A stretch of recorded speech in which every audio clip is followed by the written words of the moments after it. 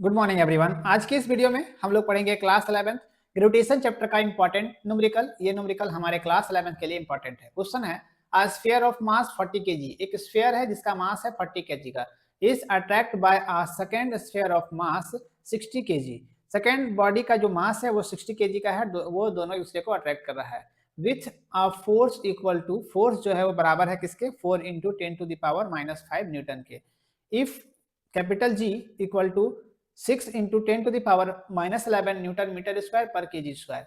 Calculate the distance between the two sphere, दो sphere के बीच में हमको डिस्टेंस फाइंड करने के लिए बोला गया है। ठीक है, क्वेश्चन में बोला गया है कि हमारे सामने दो स्फीयर है। एक स्फीयर है जिसका मास कितना है, 40 केजी का है, ये जो आपको ब्लू कलर में दिख रहा है। एक है ऑरेंज कलर में जो आपको दिख रहा है सेकंड बॉडी, जिसका मास m2 है, वो मास कितना है 60 केजी का। दूसरे बॉडी का मास कितना है 60 केजी का है।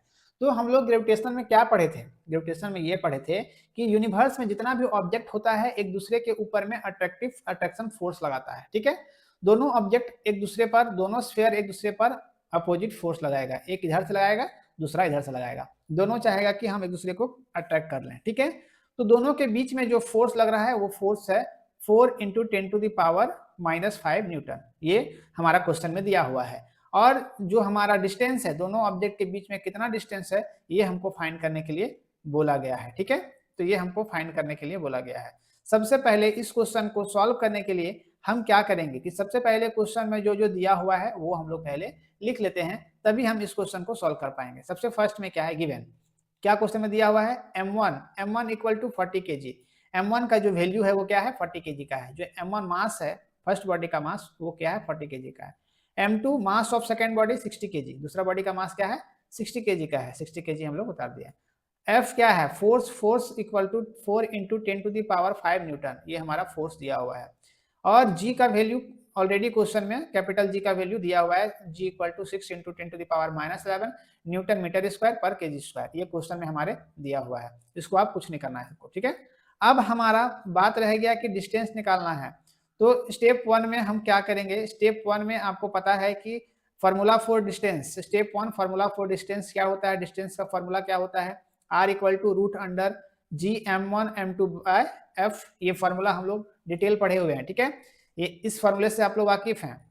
यहाँ पर हम अब क्या करेंगे, जितना का वैल्यू है सब वैल्यू को सब्स्टिट्यूट करते चले जाएंगे, सब वैल्यू को हम यहाँ पर पुट करेंगे। लेकिन पुट करने के लिए थोड़ा सा इस वीडियो को हम, इस फोटो को नीचे करते हैं। स्टेप 2 में क्या है, स्टेप 2 में जो हमारा है सब्स्टिट्यूट वैल्यूज, हम वैल्यूज को क्या करेंगे सब्स्टिट्यूट करेंगे, पुट करेंगे। जैसे R इक्वल टू जी का वैल्यू क्या है 6 इंटू 10⁻⁻11 और m1 का वैल्यू क्या है 40 और m2 का वैल्यू है 60, है ना। यहाँ से फोर्स क्या है 4 इंटू 10⁻⁻5, यहाँ से हमारा फोर्स का वैल्यू पुट कर दिए। अब हम क्या करेंगे, जो कटेगा इसमें से हम काट देंगे, तो जो हमारा वैल्यू निकलेगा यहाँ से रूट अंडर 3600 इंटू 10⁻⁻6। आप इसको काट करके देख सकते हो, क्योंकि देखिए हम लोग फिजिक्स पढ़ रहे हैं ना, फिजिक्स में क्या होता है कि हमको हर एक चीज को काट करके दिखाया नहीं जाता है।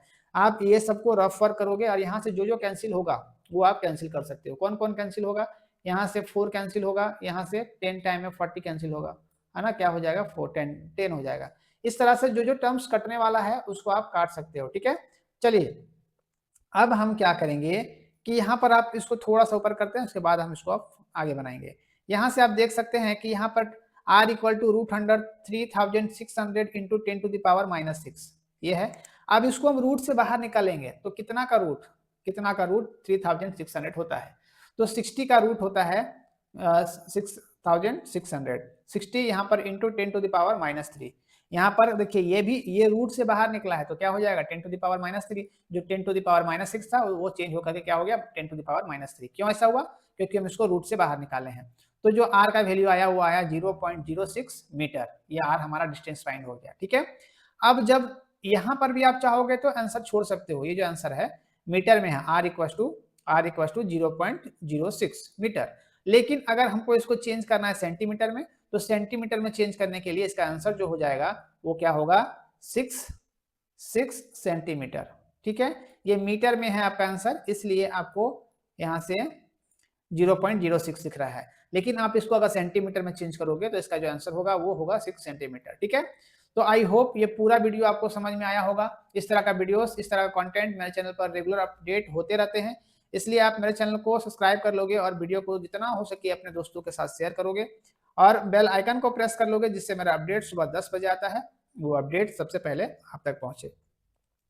मिलते हैं अगले वीडियो में, तब तक के लिए थैंक यू, टेक केयर, जय हिंद।